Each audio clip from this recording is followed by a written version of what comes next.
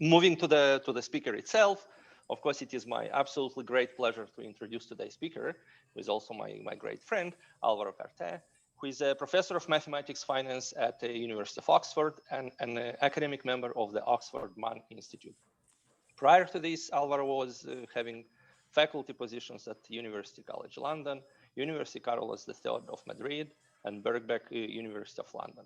Alvaro obtained his PhD from Oxford University. He is currently also serving as the editor-in-chief of Applied Math Finance, and he is also on the editorial board of several other scientific journals related to finance and mathematical finance. Alvaro best is known for his work on energy and commodity markets, as well as for his extensive and fundamental work on high-frequency trading, of course. His book, Algorithmic and High-Frequency Trading, co-authored with Jarmungal and Penalva, became shortly after publications kind of a bestseller and now is used in many master programs as a textbook. And in particular, we are happily using it. So finally, in addition to these academic achievements, of course, I want to mention that those who know Alvaro close enough will confirm that he's a skillful storyteller with very unique and fine-tuned sense of humor. And those who had the privilege to be around him that know, who don't, you know, he's on Facebook, by the way, so you may try to get knowing him better. So with that said, Alvaro, please, the floor is yours. Thank you. Okay, well, Igor, thank you very much for your very kind words. For a moment, I thought you were talking about someone else, not me. But right, so I'm going to get rid of my video in case my connection is a bit patchy. So, okay, so this work on optimal execution with deterministic and stochastic delay is a chapter in Leandro's PhD thesis. He's finishing this year. So, and you like this topic, there's more in his thesis, and we've written a couple of other papers. So let me just quickly go through. I know many people will know this on optimal liquidation, but just in case there's anybody who hasn't really thought about this for long, doesn't feel left behind in this talk. So I drew these pictures, and my co-author Leandro advised me not to show them. He finds them ugly, but I like them, so I'll go on with them. So what I'm showing you here is a limit order book. Okay, where on this side I have the bid, all of the shares that people are willing to buy. This is the liquidity provision in the electronic market. This is the offer of the book. So anybody trying to buy and sell aggressively will have to trade against what's posted on the limit order book. So for example, if you wanted to sell 10,000 shares, the first thing you note is that the price you would get, you will be hitting this side of the book, right? Well, you'll be lifting the offer. So the first 500 shares you would get 99 for and so on. So you walk the book. So clearly it's not ideal to do a big lot all at once. And that's really pretty much the fundamental problem that optimal execution looks at, is when you have an order which is large, and large actually means relative to what's posted at the best bid or the best offer, how do you do it? So one thing that it's kind of common sense is to split the order into small child orders. For example, 500 shares an order, and do many of those lots over time, and then start eating away. For example, you send an order for 500 shares, you will get 99, and then you deplete the book, and then you wait a little while, hopefully it will replenish, and might not be as many shares as before, and then you send yet another order for which you walk the book a little bit, and you end up getting on average not such a great price. So that's pretty much what people spend a lot of time trying to do, getting it right. When you sell, you want to maximize the amount of cash you get, and when you buy, minimize the amount of cash you pay. But now, most, if not all, apart from a few papers in the literature, all of them assume that there's no latency. But in fact, that's a prevalent problem. So what is latency, right? So latency to us consists of three big delays in the market, right? This is all relative, of course. So observation delay, decision delay, and processing delay. So even when imagine you have a computer that could be co-located, that means very close to the exchange, even then it takes time for the exchange to string data and for you to receive it as an agent. Then you take time processing the data and making a decision, right? However, sort of quick you are, you'll take a few milliseconds, or some people claim it's shorter, but not everybody has such a low latency. And then processing delay is you send an instruction to the exchange will receive the instruction, will take time to process it. Sometimes it could be, a half a millisecond, for example. It could be longer, right, if the exchange is congested. And all of that actually adds up to the whole process. So the big question is, how does all of this affect the sort of efficacy of your execution strategies? And is there anything you can do about it? So a few facts: nobody has zero latency in the market. Nobody's going to travel, or nothing's going to travel faster than the speed of light. And latency is random, right? When you look at just the fact that, for example, exchanges will have a capacity as to how many messages they can process per millisecond. And there's a there's a volatile moment in the market, and it becomes congested, will take them longer to process your instructions. So that, in addition to sort of glitches in their communications and so on, it's not that latency is a fixed number that you always endure it when you are trading. So what are the consequences? Well, if you're a liquidity taker, that means someone who's aggressively buying or aggressively selling, means that you might not always get executed, right? If you're aiming for a price and your instruction to the exchange is, I want to buy this at this price I saw, by the time your order is processed, the price might have moved against you, and then you don't get filled.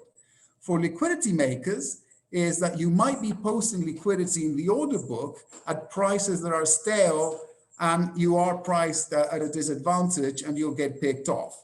This talk will focus only on the liquidity taking side of the market. Therefore, whenever I refer to latency, I think of someone who might get to the market a bit too late, and the price could have moved away from the target. So let me give you a simple example.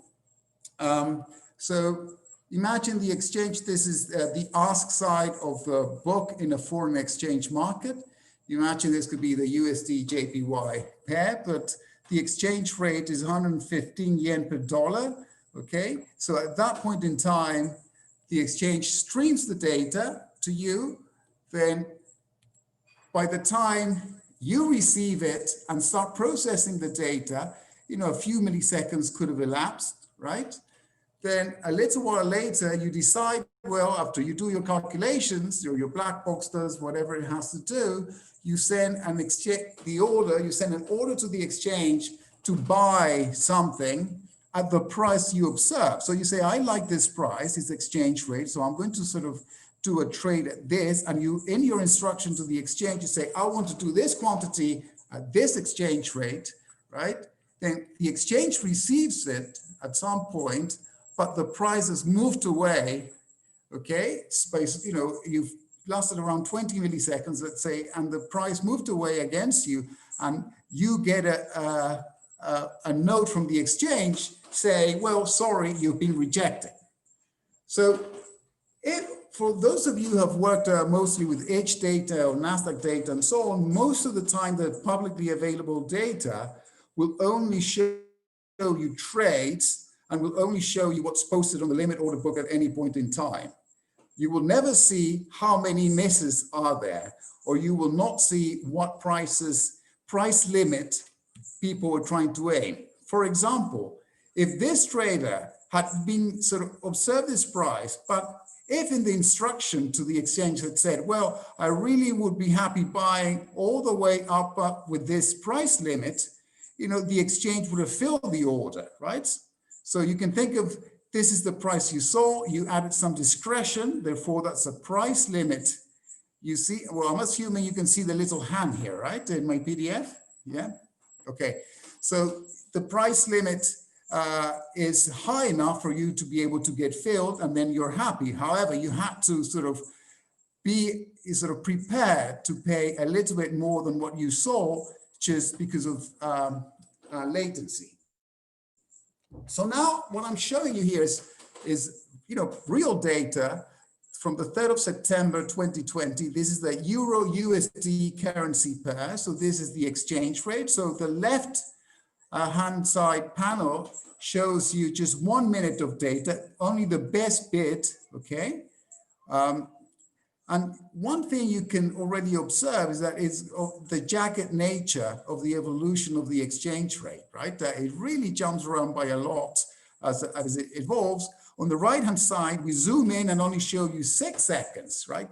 And what is it that really sort of makes you wonder is all of these blips or glitches in the best bid exchange rate, seem to be very, very short-lived sort of drops in prices that immediately sort of bounce back to where you were. So you can think of it as a trend, but all of these sort of glitches normally tend to be down. Very few of these tend to be up, right? So it looks as though you see a bit rate and immediately drops and bounces back.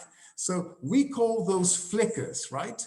So for us, a flicker is an unpredictable short-lived deviation of a few ticks from the best quotes.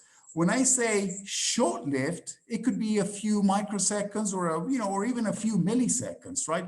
The data I showed you above is time stamped at the microsecond level. So 1/1,000,000th of a second, you already have data being streamed to you, well, depending on what sort of client you are, but in theory, that's the granularity of the data you're seeing.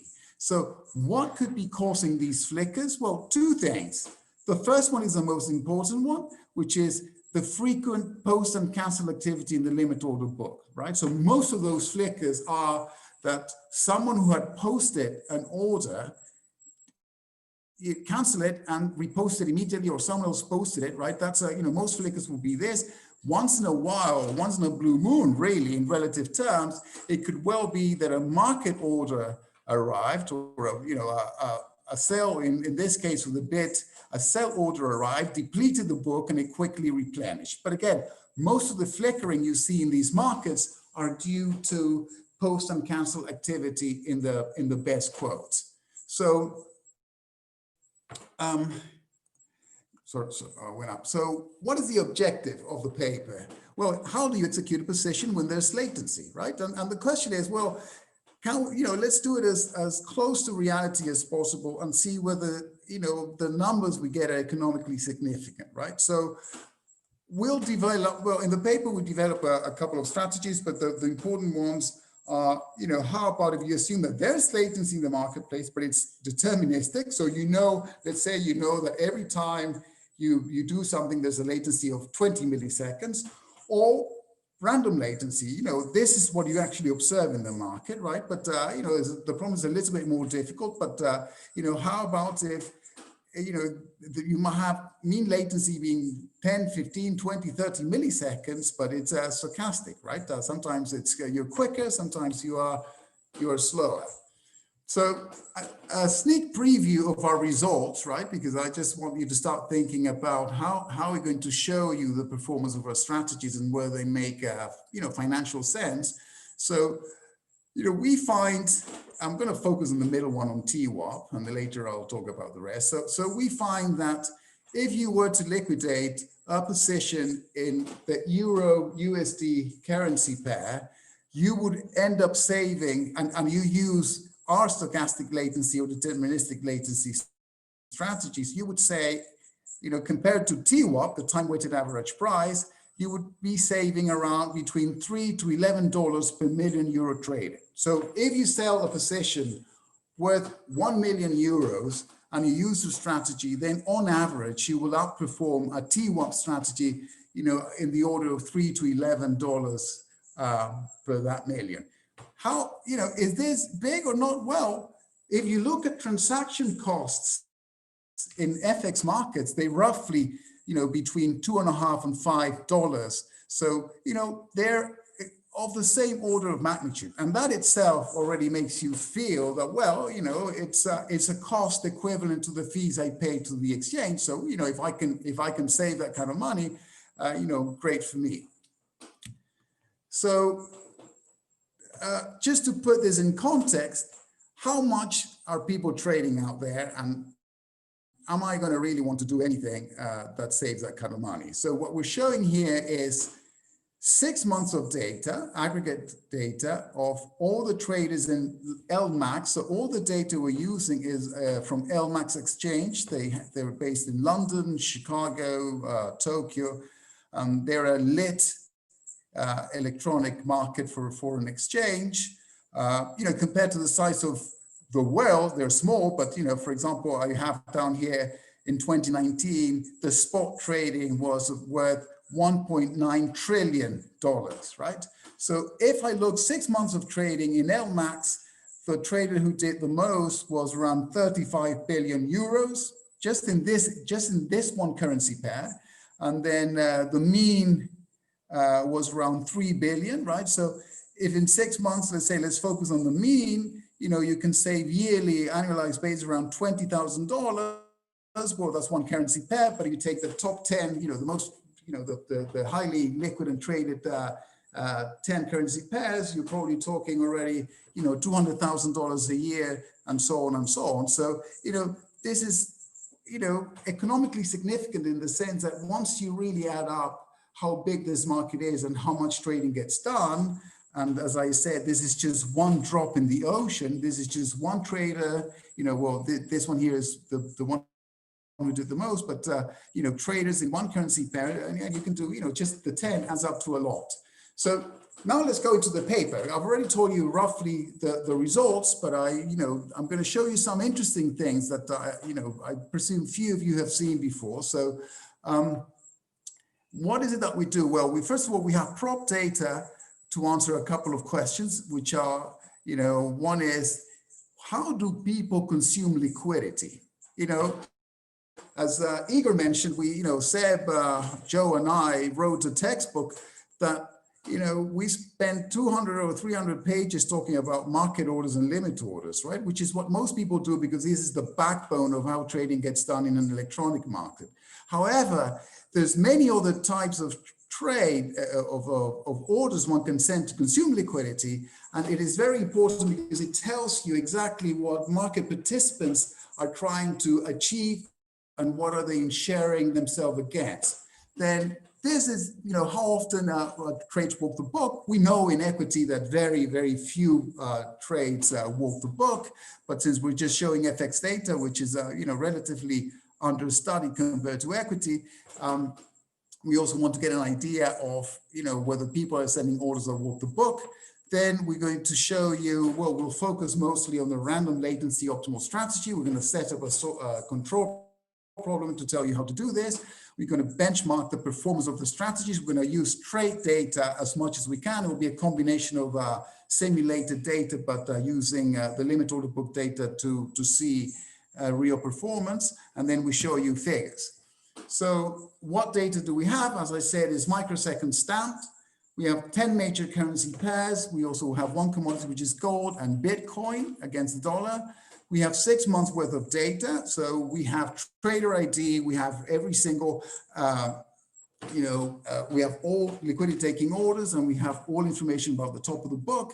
But the most important thing that we have is that not only do we see the filled orders, which is what you would see if you had itch data from NASDAQ, we also see all the missed orders, and I don't know how many people in the audience have worked with data before, but this is the first time, we've been working on the last couple of papers, actually seeing attempts that were not filled because the market moved away from the target price that traders were aiming at.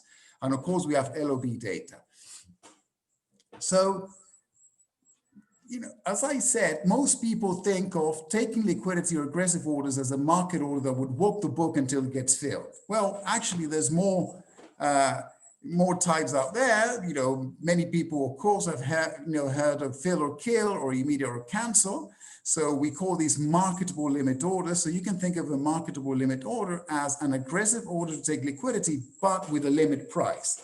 When I showed you above in the foreign exchange example, saying the trader could have put a limit price that eventually would have got filled, these are all, fill or kill or immediate accounts. So I won't go too much into detail with this, but just think of any marketable limit order as an aggressive order where you specify how much, up to what price you're willing to pay or down to what price you're willing to sell.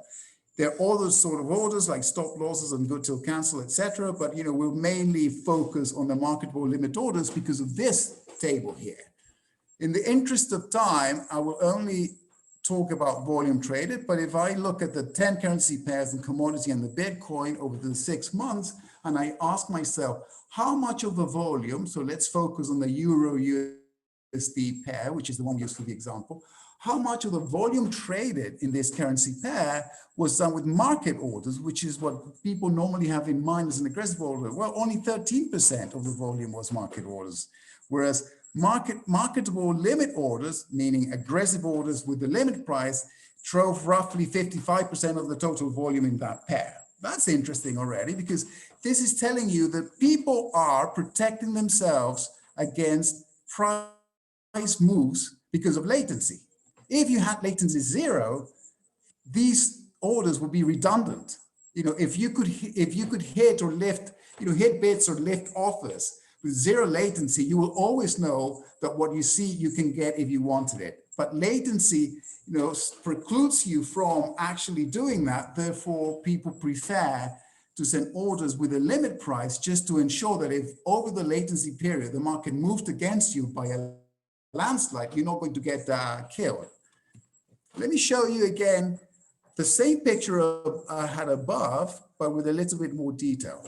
So remember, this is the best bid exchange rate for the Euro USD pair, 1 minute in September. But all I've done here is overlaid also orders, like market orders are the black squares, failed marketable limit orders are the yellow ones, and missed are the empty. The zoom here is better. So here you can see that all of these marketable limit orders, all these marketable limit orders were sent prior to this timestamp, and all of them missed, right? All of these missed, by quite a few ticks, right? There's a few milliseconds in there, but all of these missed, right? A few market orders were filled. Of course, the market order will always get filled. If it has to pick up a worse price, it will. But this is the sort of data you will not see when you go when you buy data from NASDAQ or other exchanges, right? So so the question is, well, by how much do I miss? Or, do I get price improvements? So far, I've painted a bleak picture. And every time I talk about missing a trade, I'm like, oh, you wanted to buy at 105, but the price moved to 110. Well, you missed by 5 ticks, right? Okay, or 5 units or something. But you can also get price improvements. So imagine that over the period of latency, the price moved in your favor. You aimed at buying at 105, but the price dropped down to 100, right? So what we're drawing here is precisely a history, from 0 to the right is all the price improvements, okay? That means that these orders were filled at a better price. This is mixing sells and buys over the 6-month period. We have roughly 300,000 marketable limit orders. We just didn't include the other orders. So we have roughly 300,000 marketable limit orders, out of which quite a few got a price improvement. Of course, at 0, we have the highest rectangle, because many people actually, the market doesn't move that quickly over a few milliseconds, so you end up hitting exactly the price you were aiming at. But all of these to the left is by how many ticks you missed those currency, the Euro USD currency pair. The other interesting message from this picture is that it's not symmetric. So actually it means, we can't prove it, but you can think of people being clever and buying when the market is about to go up, or selling before the market is going to go down. Therefore, you have this negative skew in the histogram, right? And that's why, you see more, this bunch up of rectangles on the ticks that you miss. Okay, we sort of truncated this as minus 25 and 25, but that gives you an idea of what goes on. Then the next question, because we'll use it later on, is do people in the FX market send big trades or walk the book and so on? Well, the answer is no. I'm going to, we have many ways of measuring this. I'm going to focus on this column here, which, tells you the mode of the quantity posted at the best ask and the best bid in the book. Let's again focus on the Euro USD. So, what you see the most posted is 50 lots. So 50 is 500,000 euros. You could, imagine this is, you want to exchange euros for dollars. So the maximum what you see the most is 500,000 euros posted in the ask and 500,000 euros posted at the bid, right? So how often do you see people walking the book? Well, depending the measure you look at, 4% of the time, 2% of the time, 1% of the time. If you look at the traded quantities, might be lower. The message being, let's say 95% of the orders that are filled will not walk the book. And of course, it makes sense. No one wants to walk the book, right? So everything is just designed not to eat beyond the best quote in the book. So what is the goal here? Well, now let's try and set up a model, a few things before we kick it off. So we'll assume that, a trader is going to operate knowing that there's latency in the marketplace.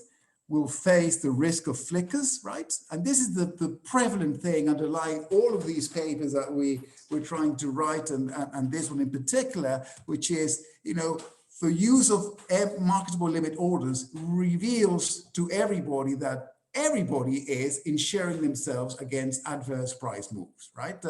So we have to have flickers in there. We will develop a model where we have price impact, and we will assume that the order that this agent or trader is going to send is already split into child orders small enough not to walk the book, right?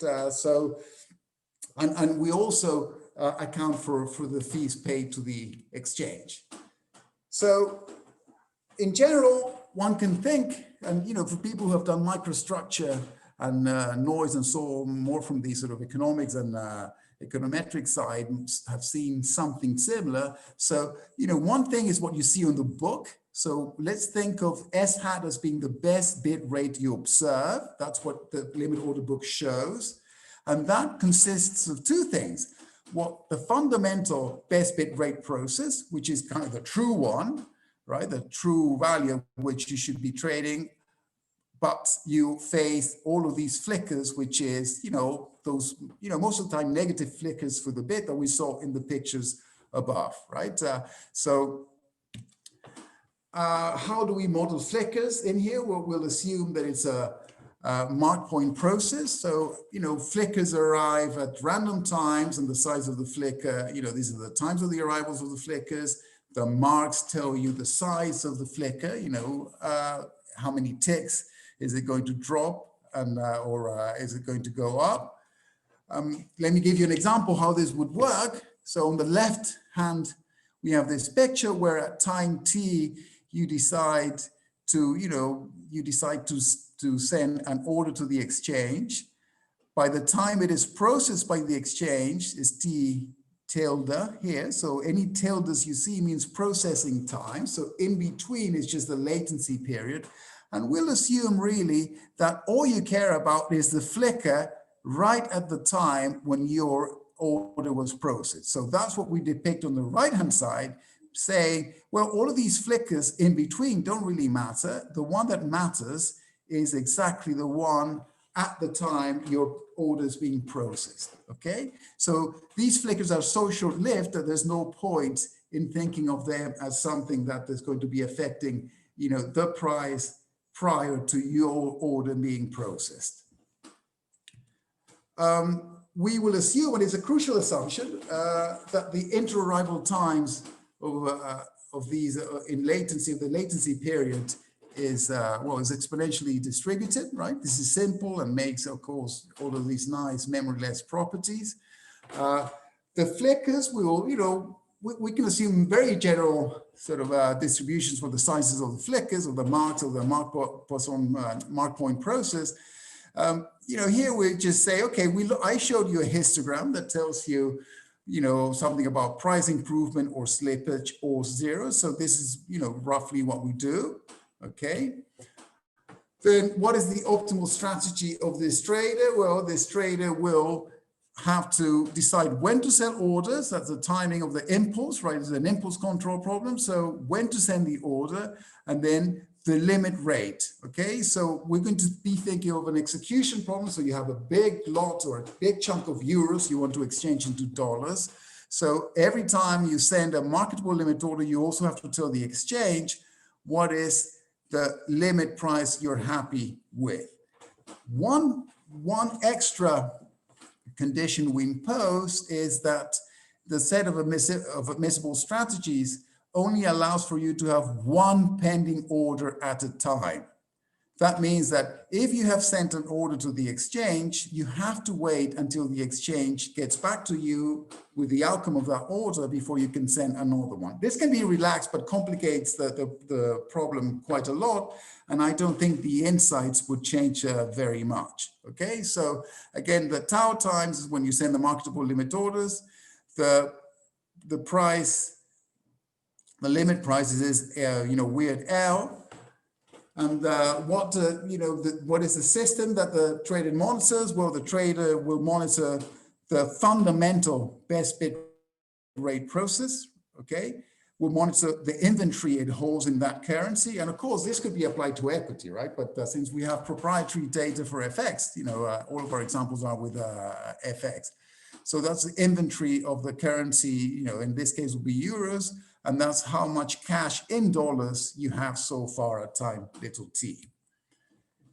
So the best bid rate, well, the fundamental best bid rates, will be given by, general process. Later in the simulations, we just use arithmetic primary motion. What is the important thing here is that every time you trade, you have permanent price impact or permanent rate impact, if you want to call it, right? It's an exchange rate. So, but I don't want you to get confused with the arrival of anything. So kappa here is telling you, let's say it could be a tick or when you send an order and it's filled, the price will drop by one, or the exchange rate will drop by one tick. Okay, so this function in here is only a flag that tells you if your order was filled, meaning that you sold all of these euros in exchange for dollars, then you'll affect the fundamental bid rate in this market by this number of ticks, kappa here. Cash, the same, remember again, this function little f here tells you if you were filled. So every time you get filled, that means that you sell euros and get dollars, your dollar amount, your cash in dollars will go up by the fundamental rate and the flicker at that point in time. Remember the tilde is a processing time. So you sent an order at time tau, at time tilde tau it was processed, a bit later because of latency was processed by the exchange at this rate with this flicker. And the combination of these two is exactly the best bid rate in the limit order book at tau tilde, well, tilde tau time. And similarly, well, the inventory, that's the, how much euros you start off with, and you dwindle it down until you're done. What is the performance criterion? I don't want to spend too long here, but of course you want to maximize, you will be looking at the sort of accumulated cash in dollars. This is a penalty, inventory penalty that in the book with Jose and Seb, well, we do quite a lot of work because of extractability. And this is the cumulative transaction fees you pay to the exchange, which are proportional to, well, it's a fixed proportional to the value of the trade.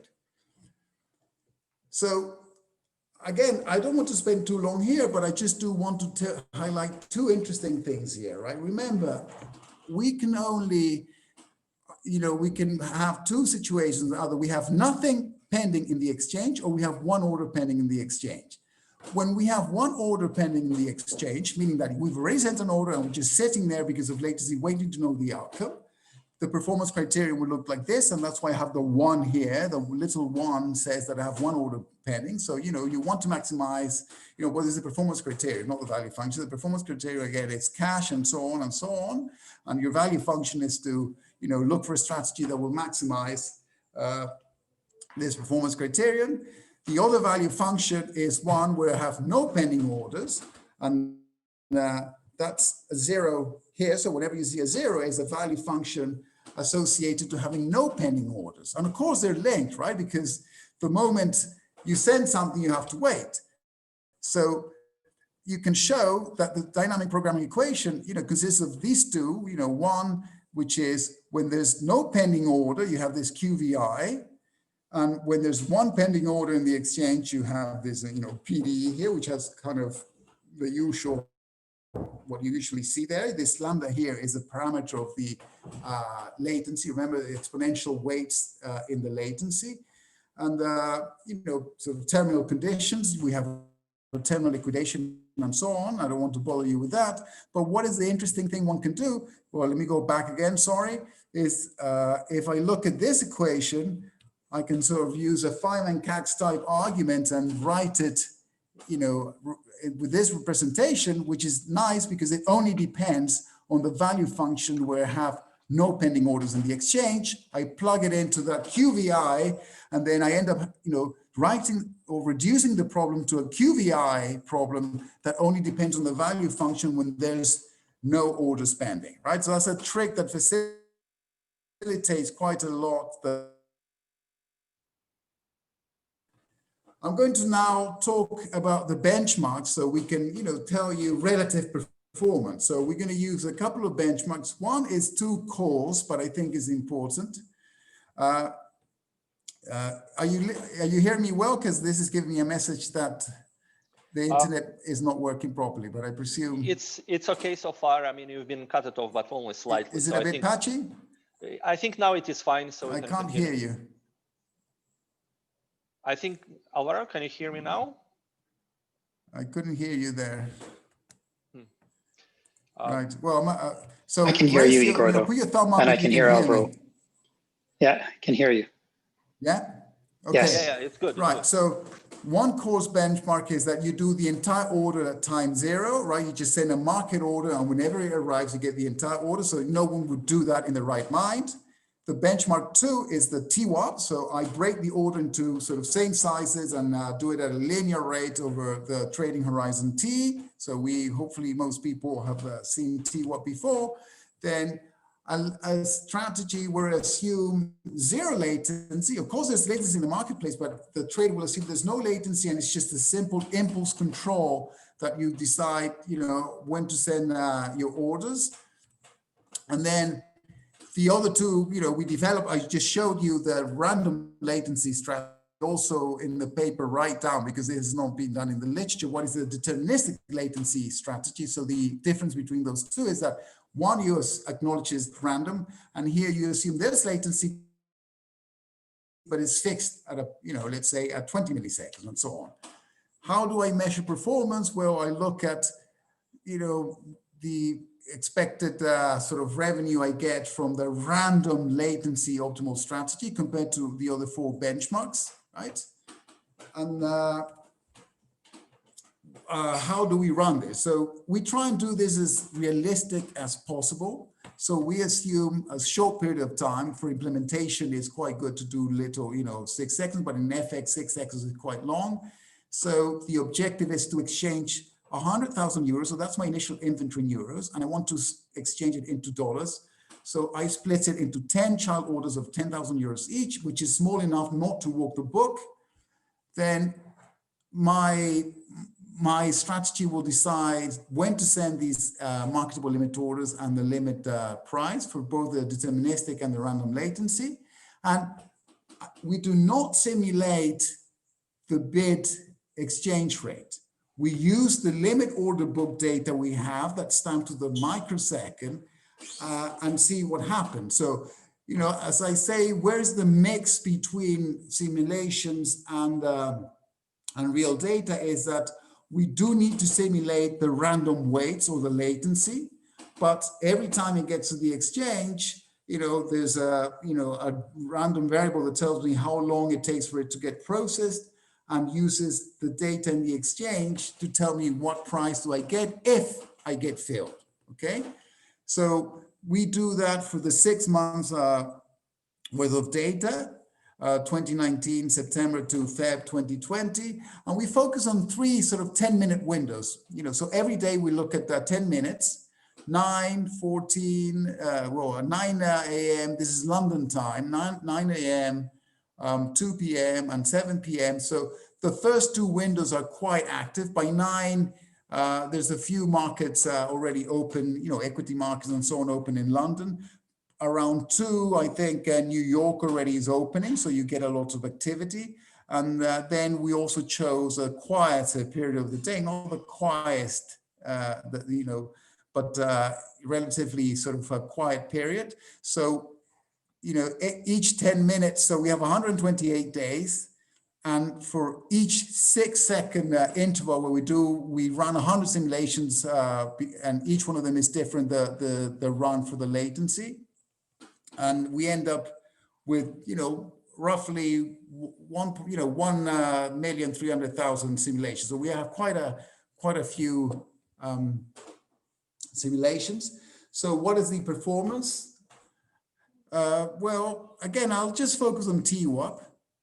So again, the way to read this number is that for every 1 million euros you traded, you save yourself $3, which is a lot of money in FX. It's roughly the same order of magnitude. It's roughly the same as the fees, right?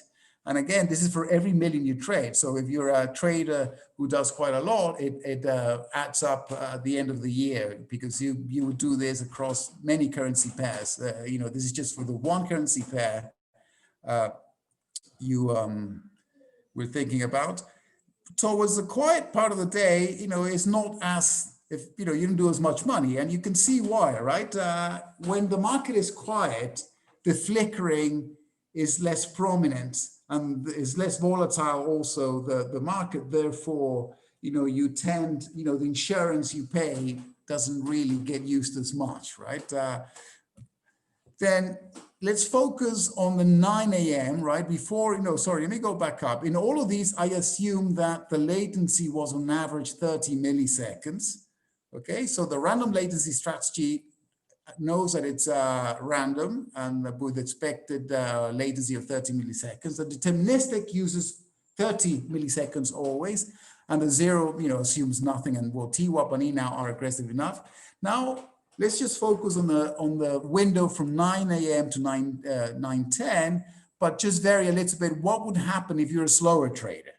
So this one I just showed you a slide ago. But if you're a slower trader, how much do you benefit? Well, if you're a slow guy, then you roughly, compared to TWAP, it's roughly the same, but it drops a little bit, right? So even if you are someone who's quite slow, because 60 milliseconds will be rather slow in the FX market, you still, you still are able to protect yourself against flickers and come out winning on average compared to TWAP. Then I think this is the last slide is, well, what happens around news events? Because again, it all looks like, well, flickers really kill you, because over the latency period, flickers is really what you want to insure yourself against. News events will also be times of high volatility and perhaps a lot more flickering. And here we see that the results treble, right? Treble. So, we looked at FX Street, and we have roughly 155 events over those 6 months, which are flagged as, high sort of impact news events. So we just isolate those and trade for a minute around that timestamp that is known in advance. So these are not ex post news events. These are scheduled news events that have high impact on the euro currency or the dollar currency, and 155 were flagged in advance for those 6 months. So we trade again for a minute around them, but again, 6 millisecond sort of trading horizons, and we do the simulations and so on, and then it trebles. So, as you would expect, in a very volatile market, a market with a lot of post and cancel activity at the best quotes of the limit order book, then you would actually feel happy saving 3 times, 3 times as much money as the fees you would pay the exchange. So, well, conclusions. I didn't write any conclusions because I always find it that you should have said everything you had to say before getting there. But, so for us is, the important messages are, seeing missed trades is as important as seeing actual trades. And this is something that has been relatively underexplored in the literature because of the lack of data, but it tells you a lot about the behavior of liquidity traders. It will also be interesting to see what happens to liquidity providers because of latency. We didn't do anything here because we just don't have enough LOB data. But you can flip the question and ask yourself, well, how many quotes are stale and picked off because of latency? And the third thing that might be quite interesting to sort of think about is, we claim, we said, all right, in the currency pair of a Euro USD, you can save around 20, on average 20, 40, whatever the number is, $1,000 a year, one currency pair, 10 currency pairs in that exchange is 200,000, but that's a drop in the ocean. The entire FX market is on the spot market is 1.9 trillion. Not all of that is, of course, traded on lit exchanges. A lot of it is, OTC or brokers, but the amount of money that is on the table is phenomenal. Clearly, if everybody started using these strategies, something would also give, right? Because the money you make here by using this strategy is the money that the liquidity providers then don't make. Bear in mind that your gains here are the losses of those guys who were flickering the quotes and making you sort of lose a little bit of money. So I'll stop there, and I don't know if I ran over time or. No, thank you, Alvaro, for the very nice talk. I can't hear Igor for some reason. Can you hear Sebastian, maybe? Can you hear me? Yeah, I can hear you now. Can you hear me? Strange. But very odd. Sebastian. Oh, you're. I can hear on the second computer. Maybe, Alvaro, maybe you can turn off your first computer because there is quite a few of echo. Let me. Okay, how about, can you hear me here? Yes. On the second computer now. Yeah, all right. Okay. Something went Excellent. wrong with the other one. Yeah, thank you, Alvaro, for your very nice talk, and you are spot on time. We have some time for questions before concluding this part, and we do have a couple of posted questions here, and you should be able to turn on your mic. Andres, would you like to ask the question directly? Okay, sure. I can ask the question. Please, thank you. So Alvaro, when you were defining this flicker process, right? You assumed that the inter-arrival times were independent. Yeah. And my question is how true or how applicable is that? Because I don't have a lot of knowledge, but it seems to me that if somehow there are a lot of accumulated flickers, that would lead to more flickers in the future, right? Yeah, listen, I completely sympathize with the question because, I agree that there could be clustering of flickers, or that flickers, there's some memory in there. Our assumption is mostly driven for tractability purposes. But the one thing that I do think is important is that these flickers are short-lived anyway, right? So from a modeling perspective, my gut feeling, right, I might be wrong, is that doing a more complex model for flickers for something of this sort would not really add much more value in terms of how much you save by using a random latency strategy. But you're right, it's not realistic, but otherwise it would make the problem, I think, very difficult to write down and implement it. Yes, thank you, Thank Andres, you. for the good question, a very nice question, and Alvaro for the answering. So we have another question from Tiziano. Tiziano, could you please turn on your mic and maybe ask directly? Yes, can you hear me? Yes, we can. Thank you. Yeah. Well, hi, Tiziano. How are you? Fine, thanks. You? Okay, so you can see me. I have two cameras. Let me see if you can see me. Like if I have two cameras in Hollywood, can you see a side? Yeah. We can see you okay, a lot. Now, my question is, since you have the system of quasi-variational inequalities, it's true that very seldom they have some explicit solution, but can you get at least partial analytical results like the solution should be something like, and of course you are expressing it with one or two unknown functions, or it's all just numerics? Yes, all numerics. I don't know, maybe Leandro is better prepared because he was the one who implemented it, but I don't think one can write even, you know, we tried to simplify and see whether, but as far as I know, we couldn't get anything semi-analytic or in closed form, right? The obstacle problem there helps you a little bit to understand the trade-off between having something pending or not having it, but nothing, as far as I could tell, analytic. Okay, thank you. Thanks, Tiziano. Sebastian, you also have a question, so please go ahead. Yeah, sure. Yeah, so one thing that struck me is I noticed in FX markets, you have very strong diurnal patterns. So for example, in volatility, when US market is open or the US market open, the Europe market open, you get spikes in trading activity. Do you see that kind of diurnal pattern in, say, the slippage and price improvement histograms? And if so, can you account for those in the optimization problem?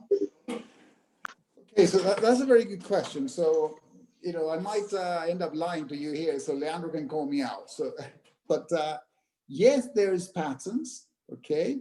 And we have, but we haven't sort of pinned it all down. We have looked at the question in a slightly different way, which is, okay, can you explain slippage because of volatility, right? But there's some endogeneity in there, which is if the market becomes very active and volatility spikes, people will send orders with a higher limit price when buying and a lower limit price when selling, or rate in this case. And what we see in our proprietary data is an ex post measure of by how much you missed or how much price improvement you got.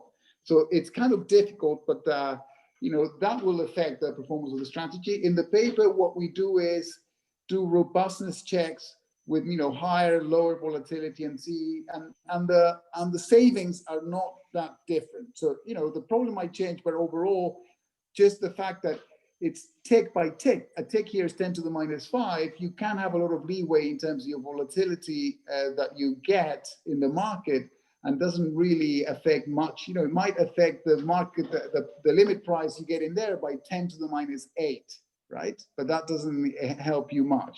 But you're absolutely right. The only thing I point is that when market gets more volatile, people then change, you know, they're more aggressive in terms of the limit prices they're willing to bear, and therefore the ex-post measure of price improvement slippage might not react as much.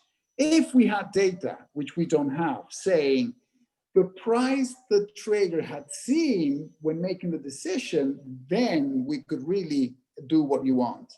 But we do not, you know, in the instruction that is sent to the exchange, the trader doesn't say what they saw. They just say how much they're willing to pay when buying or how much they're willing to sell for when they're selling. And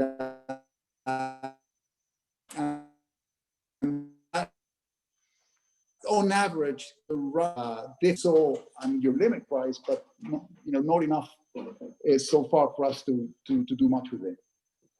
If I didn't answer your question, you have to say yes, one, because you're my friend.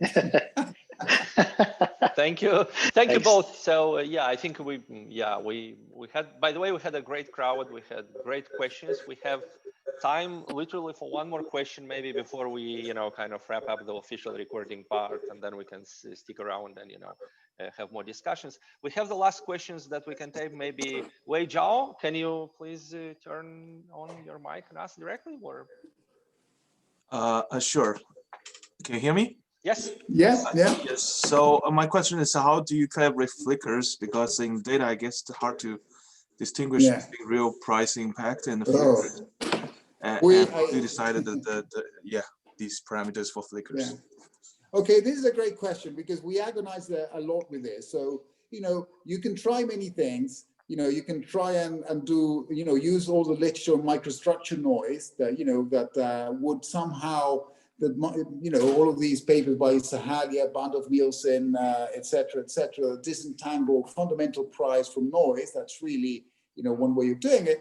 So the way we got around it here in this paper is, well, we did not simulate the best bid price that we observed in the market. We just used what the LOB had, right? So we were clean in the way that we can't really sort of get a good handle of it, or we just didn't want to simulate it. So for the simulations, I think we're home and dry, but I completely agree with you, which is, how do you actually account for these, right? Especially live. If you're trying to execute a strategy and you're looking at these flickers, how can you tell whether it's a flicker or it's a fundamental?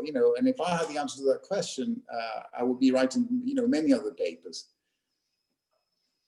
Yeah. All right. Thank you very much again, Alvaro, for the nice talk and answering the questions. I think we are getting to the end of the formal part.